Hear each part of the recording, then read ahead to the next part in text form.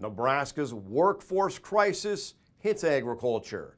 Thanks for joining us on NTV News. I'm Steve White. We've heard about the shortage of healthcare providers. That also applies to animal health. The state's veterinarian shortage growing, and now the state taking action. One of the highlights of the week for a college freshman is spending time in class with the department head. Sydney Hutchinson has big dreams. The hope is to be a production animal veterinarian practicing in rural Nebraska. Dr. Deb Van Overbeck hopes to get her there, seeing a big shortage of veterinarians. What is that real number? How many vets are we short in rural Nebraska in production animal medicine? And the best guess we can come up with based on the data that we have access to is around 50.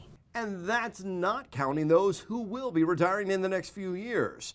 The state is working to create a pipeline of animal health professionals, but it's a challenge since students can't become a doctor of veterinary medicine without leaving the state. I mean, considering we don't have the vet school and it is just a partnership with Iowa State, I think that's part of the reason that it is so important to have this program, is that way you keep kids in the state rather than going straight to another state. That's why the new Elite 11 program is so important. Even before students like Sydney go to vet school, they're getting a big boost starting as freshmen. So we get half our tuition paid for the first 2 years of undergrad, and I mean, that's a huge asset just to get some of that paid for now, even if you don't make the cut, just because the debt coming out of vet school is so substantial. So even to have this little bit on the forefront, it's a great opportunity.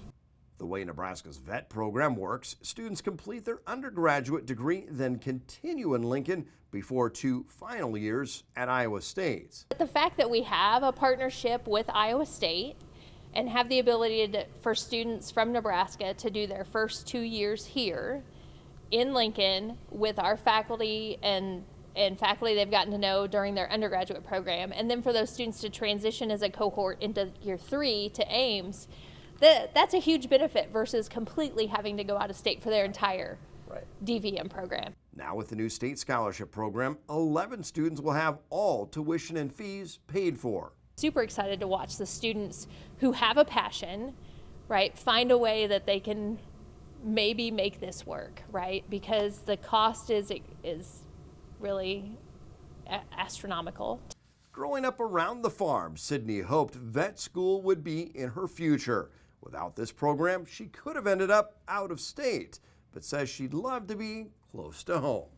I'm just glad to be a part of the program and looking forward to everything that it has to offer. Governor Jim Pillen, himself a DVM, has been highly supportive of the program. He talks often about the need to grow the state through livestock, and it's not just cattle and hogs. We've also seen a growing number of poultry barns. Pillen said, quote, "The demand for production animal veterinarians is high. This program is a leader in the United States. It will provide students the top-level training they need, and it will set them up on a career path that will allow them to continue practicing right here in Nebraska." And a great program there. Wrapping things up here at Gateway Farm Expo, another great event, including the free lunch. Always draws a crowd. And we'll be back here again next time as we see how agriculture makes Nebraska grow.